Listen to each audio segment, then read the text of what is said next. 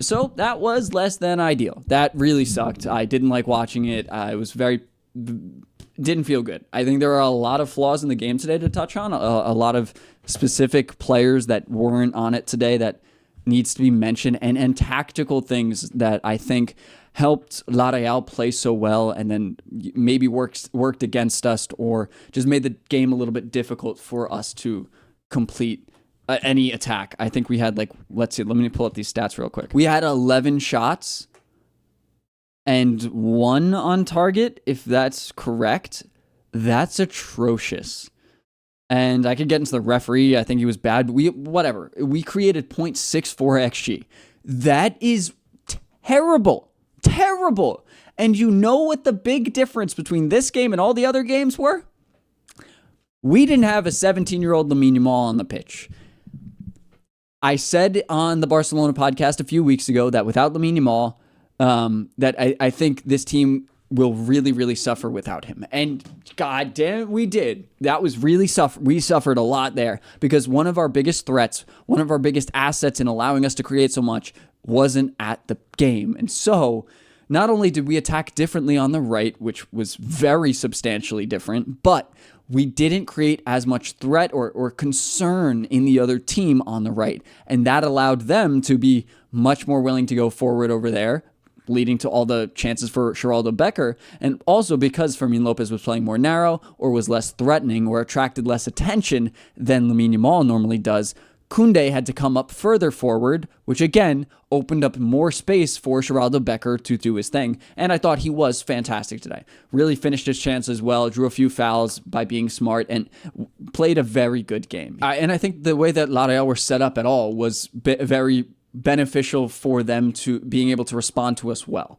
I think they did a little man-to-man press where they were standing back, allowing it to seem like our players were open in space and then really closing in on them quickly anytime anyone was on the ball. And unlike Real Madrid, all the forwards were recovering and playing defense. There was most of the game, if we had the ball anywhere near the opponent's box, which didn't happen a ton, but when it did, they had 9-10 men behind the ball at least. It was that good that everyone was playing together, except maybe Oyarzabal. He was probably the furthest forward. But yeah, they just had a really good shape, and they were pressing and moving really quickly. We weren't moving the ball fast enough. We weren't giving them enough options, and a lot of that has to do with the shape we were in, because it had to be different, because we don't have any wingers that can replicate what Lamine does, and so we have to respond to not having Lamine a little bit differently than would be ideal. That led to this mess, but we'll get into the tactics. So I think we can get into that a little bit as we go through the ratings here, starting with Iñaki Peña. I think he was good. Yeah, he made a couple saves where I thought the guy was offside, but somehow they stayed on, and he was there. Obviously, he conceded once, but he did make 5 saves in total. I think this was a pretty good game for him. He was pretty good with his distribution when, others I think were worse. He did a pretty solid shift. I'm going to give him a 7.5. And somebody in chat, I don't know if it was Riz, but somebody said that I'm critical of Iñaki Peña, then I think to myself, would Ter Stegen have saved that? And then I feel a little bit better about it. Realistically, I'm not that upset at Iñaki for not saving that Geraldo Becker chance. It was really good. It was a good finish into the bottom right corner, as far into the corner as it could get. It was a good job. I think he deserves a 7.5, potentially even an 8. Yeah, I think he had a good shift when the rest of the backline especially didn't. Koundé, I thought he looked really poor. I'm going to give him a 5 just because I think he felt like he needed to go further a lot more than normal. And he was out of position because of that. I don't know if that's on him necessarily or the tactics that he was playing, but there was a lot of space in behind him. And then when he was recovering, I don't think he was fantastic. I don't think he was fantastic in possession. And yeah, so I think that's a pretty fair statement. I'm normally the first one to defend Koundé. I don't think he was good, but I think it was a reflection more of just the whole team not clicking and not playing well together at all. That's a common theme among all of these guys. The chemistry was out the window. With all of this new change, the new formation change, the new profile changes around the pitch, it didn't work. It didn't work at all. Kubarsi was fine. I think in the first half and going into like the 60th minute, he was poor. Maybe it was him getting used to the mask. We've seen it before that Araujo wasn't good with the mask on. It genuinely can have effect on them because maybe it affects your eyesight.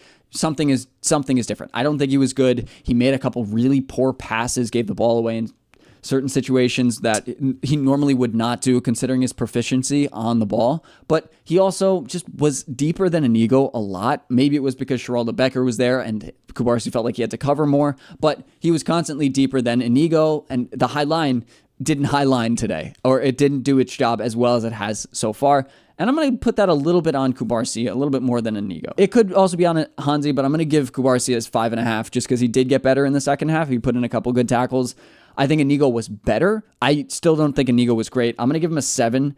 I think his passing still wasn't great. He was on the ball a couple times, just unsure of what to do. He got the yellow card, which is a little less than ideal, but he put in some solid tackles. He had one really good block, and I think he had a better shift than Kubarsi. Still not a great one. And that's a pretty common theme for everybody today. Balde, again, I really, really, like, he was almost good, but he wasn't. No, he stepped in a couple times. He made a couple really solid inverting runs, but whenever he has the ball on his right foot, and on the left sometimes, when he makes that inverted run, he pounds the ball with all the force in his body.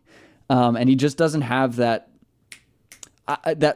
touch. He doesn't have the silk touch when making that pass at pace. And it's hard to do that. I can't make a pass when I'm sprinting. And it's always when Balde is sprinting that he has trouble making a clean pass to players like we would expect from Pedri or even Gabi Casado to be able to do. So I'm going to give him a 6 or a 6.5 just because I think he was somewhat threatening at the end of the match. It's unfortunate we didn't get that corner right at the end. It is what it is. We haven't been great on corners. We weren't today. That probably wouldn't have led to anything, but it was a misstep by the ref for sure there. And then in the midfield, it's a similar story. I think Frankie was poor today. I'm going to give him a 5. I don't think he was good. Again, he's coming back from injury. He got a knock mid-game that might have been affecting him, but he came off at halftime and just overall wasn't solid today. I think I wanted him to do well, but considering how much criticism he's been getting from the fans, this performance today did not help his case. And I'm still going to give him some leeway here to come back from injury before we, before we make a pure judgment on him. I think he deserves a little bit more time, and it's okay. Realistically, he wasn't great. And when Gavi came in, I think Gavi was better, and he's coming back from a larger injury. So there are questions we can ask of these guys, but give him a little bit more time. Wasn't good. 5 could be less. I think a 5 is fine. Casado was also fine. I think he was good at times, but he wasn't as dominant defensively. I think the whole team was all over the place, man. They just had chances all over the place. It was so easy for Lareal. The ball were just... every second or third ball, every deflection was ending up right at the feet of their players. Every time. That happens, right? And I think it comes when a team is confident and playing well. Happens to us when we're in that position. Today, it was Lareal, and we suffered. Casado was fine. I'm going to give him a 6.5 and move quickly on. I think he was better in the second half. He played like right back for a little period of time. But then Fermin, my boy, I really defend him today. He wasn't good. Again, he was playing a weirder role than he normally does. I've never seen him play right wing before.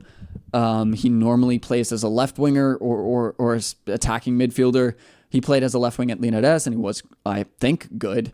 And he wasn't good today. He played on a weird position where he was making runs in the half spaces while Lamine normally is more wide than he was. I think that's part of the reason Koundé felt like he needed to run forward so much. But there were also times where Fermin was in a position where Lamine would take on a man and make a threatening pass. And Fermin is clearly not that player where he was in the same position, and instead he sees that it's a tough, you got to take on 2 players, and he's not going to do that because he's like most other players, so he just passes it back to Koundé or Casado or Pedri and resets everything. And so I'm going to give him a 4. I think he was bad in his position today. Again, it's not a role he normally plays. He hasn't been playing full 90 minutes. He's still coming back from injury. Give him time. Don't be that critical with him. Don't close the book on his story yet. It's not over. He was playing out of position when the entire team was playing poorly. It's not his fault. Pedri would probably be the best player of everyone in the starting 11. I still don't think he was fantastic. He gave the ball away a lot, and he gained it back. He won it back a couple times. He broke out of pressure a few times as well, where I think a lot of other players were struggling to do so. I'm going to give him a 7, maybe a 7.5. And he was fine. Yeah, he was fine. He did his job. But I don't think he was fantastic either. This whole team struggled to connect, struggled to create. They love doing this like on corners. They love passing it to the top of the box to Pedri. It didn't come to anything today. Also, Dani Olmo was terrible with those crosses into the box from up there today, and he tried it like 4 times. It was terrible.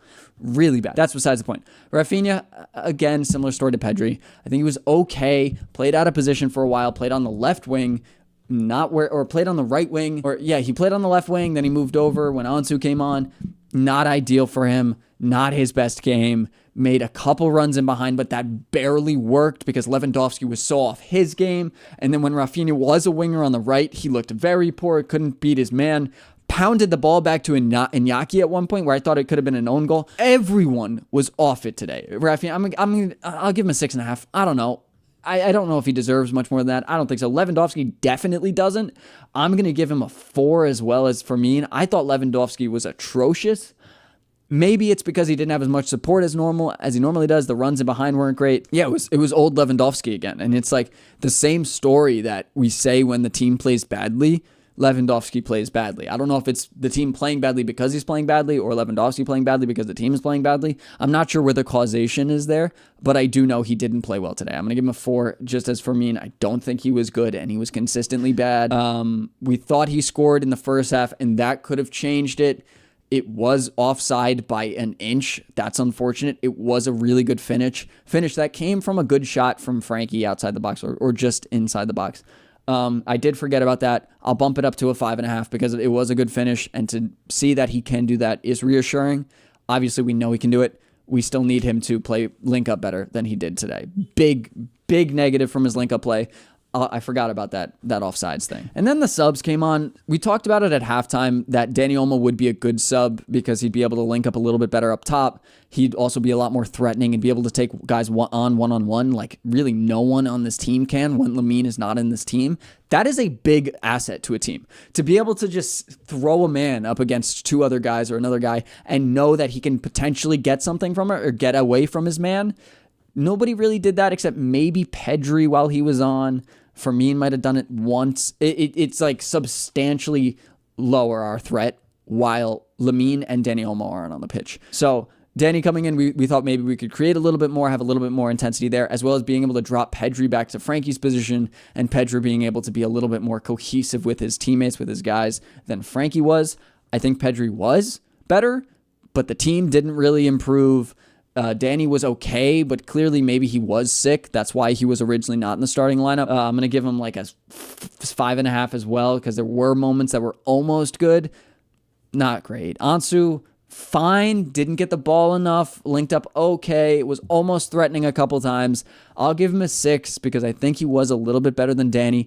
I think Gavi was the best player I saw, and he was on for 10 minutes. I thought Gavi was... I really liked seeing Gavi. I don't know if it's just that I liked seeing Gavi and it was a change of pace, but I think he was better. I think for those few minutes he was on, he won the ball back a couple of times, but more importantly, he was good in possession and looked pretty solid. I'll give him a 7. Pau Victor, I thought he was good too. He came on in the 90th minute, but I thought he was good. I would have liked to see him come on earlier because of how terrible Lewandowski was. I think Lareal played a really good game in a situation where Barcelona really suffered, and this is the problem if Lamine isn't there. Clearly, they weren't practicing before this game to not have Lamine on the right. I think this was thrown together a little bit and hoping that they would kind of figure it out. I don't think they did. And I think that shows that right now they need him, and if they're not going to have him, they better practice without him. They better ensure that they know how to put threat together and create chances without Lamine Yamal on the pitch because 0.64 XG is not good, and then they got to defend better as well. But I'm going to put that up to being thrown off altogether, and Kubarsi wearing a shield on his face. Visca Barça, enjoy your 2 weeks. I got a few videos coming up on the second channel, and I also did make another video on the main channel earlier on Inigo Martinez, who I think is really good and is very important for this team. So check that out if you haven't seen it yet, or check out this video I made on the second channel about YouTube football, how they're actually appreciating Barca now. But that might be out the window. And I don't want to hear what ESPN FC has to say about them now. But thank you for watching. I'll see you guys all in the next one. Peace.